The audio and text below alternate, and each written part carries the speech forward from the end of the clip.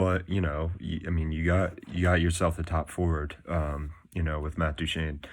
So just an interesting move. They do one of those things where you have a loaded decor and your forwards aren't. Your forward group isn't great, but you add Duchene, which just makes it so much better.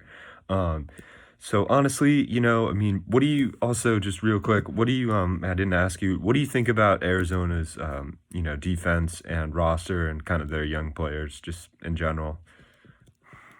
I mean, down the stretch it was pretty underwhelming. Yeah. Like approaching the playoffs, like they started out great, and then they got hauled, and yeah, it kind of went downhill from there for some reason. Even though they added like a pretty good talent, I'm convinced at this point like Taylor Hall's cursed. Like every team he touches, like ends up going to the shitter. Yeah. He's like a really good player. Like I'm not even sure. I doubt it has anything to do with him. But like That's true though, because New Jersey, New Jersey. I don't know, but Arizona. You talk about like in this 24 team playoff format, there are teams that obviously like shouldn't be here. Like you have the Habs, definitely shouldn't be here. You have Blackhawks, definitely shouldn't be here. I think Arizona probably is one of those teams considering how they played down the stretch. Mm-hmm.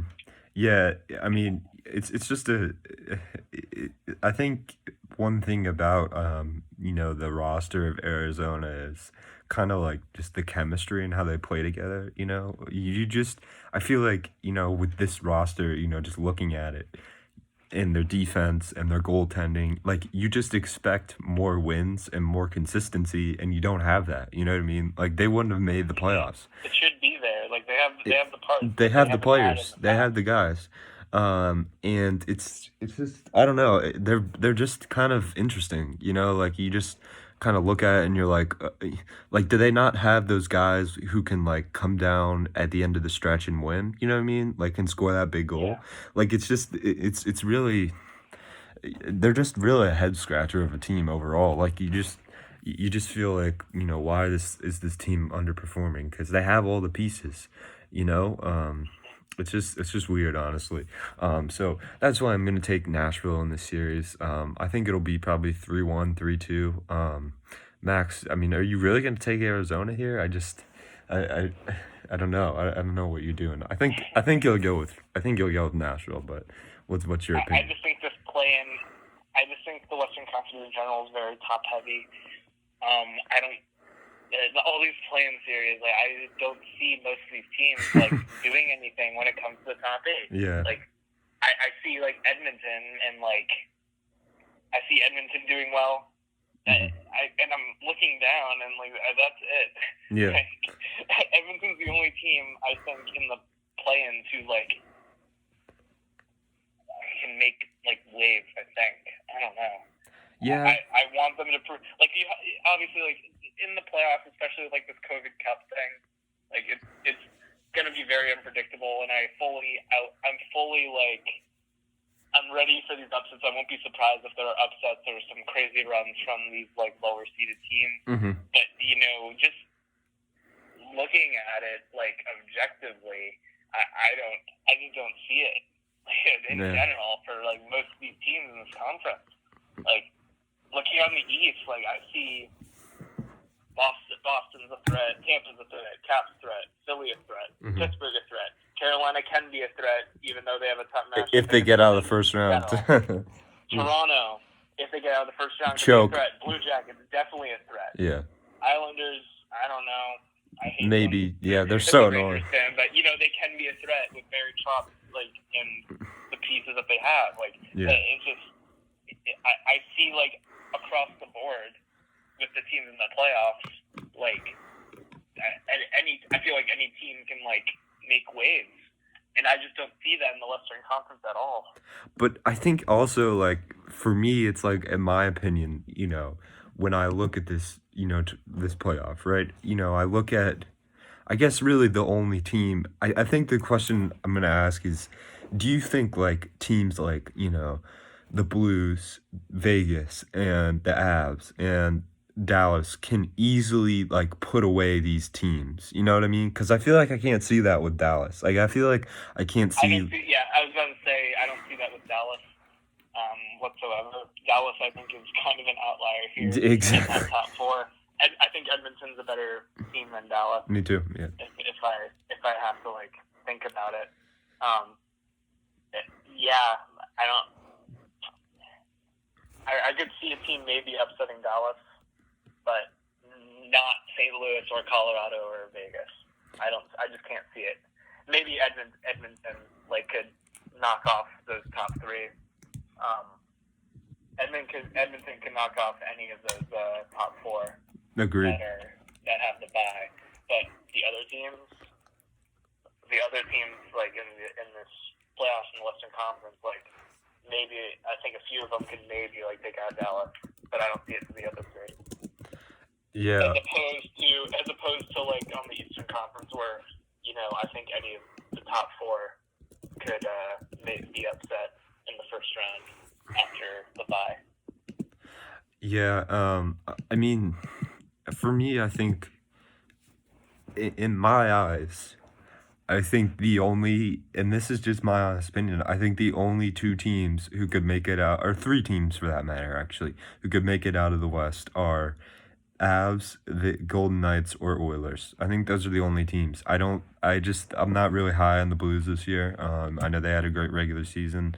I'm not very high on the Blues. I think Vegas can do it. I think the Avs can do it, and I think the Oilers can. But besides for that, no one else. And that's just my opinion. Yeah, I think personally, like I agree with you, except I throw the Blues in there, even if you aren't that high. And then like there was a ton of roster turnover from that Stanley Cup run. Yeah. Basically, nothing's been changed. The one thing that would go against them would be fatigue from the long season, but that's basically been nullified from the 2-month break that we've had. Mm-hmm. So they should all be rested and ready to go. And I don't know. I think Blues should be in the conversation to make some waves in the playoffs as well. But yeah, I in the Western Conference I only see 4 teams that I think can put it together. So, if you want to check the last video out, we talked about who we think are going to make it out of the West and why. I said the Avalanche. Max said Golden Knights, right? Yeah. Yeah, so you can check that out. Our last question of the day is pertaining to the Blues roster movement. It's kind of a Hurricanes mixture question here. So as you know, Max, the Canes traded Justin Falk to the Blues for Joel Edmondson and top prospect Dominic Bach, who I believe played in the futures game or prospect, whatever the hell that's called. The Blues proceeded to give Justin Falk a contract of, I believe it was 8 years for like $60 million or something. It was a 7-year contract that pays him an average of $6.5 million. What did you think of this trade?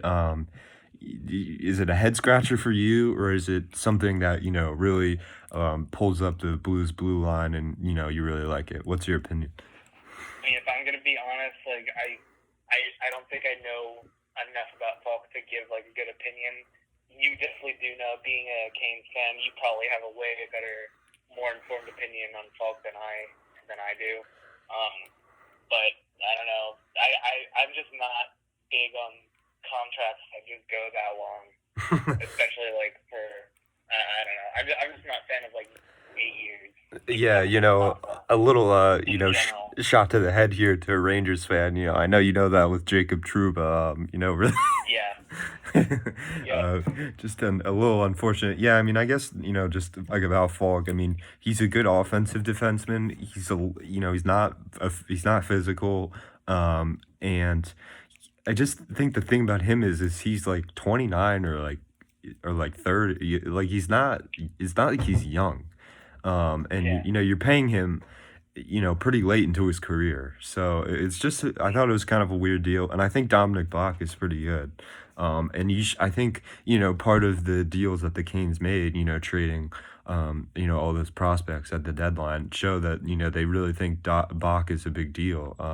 And, yet another forward to this, stellar, nucleus the Canes have, and Aho, Marty Necas, and Teravainen, and Warren Fogle, all under 24 years old.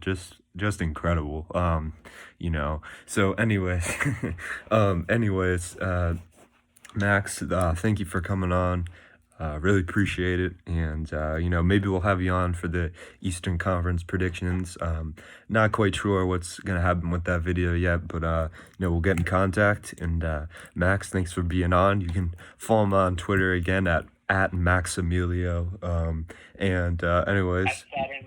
Saturn's underscore. That's the name Maximilio. At Saturn's underscore.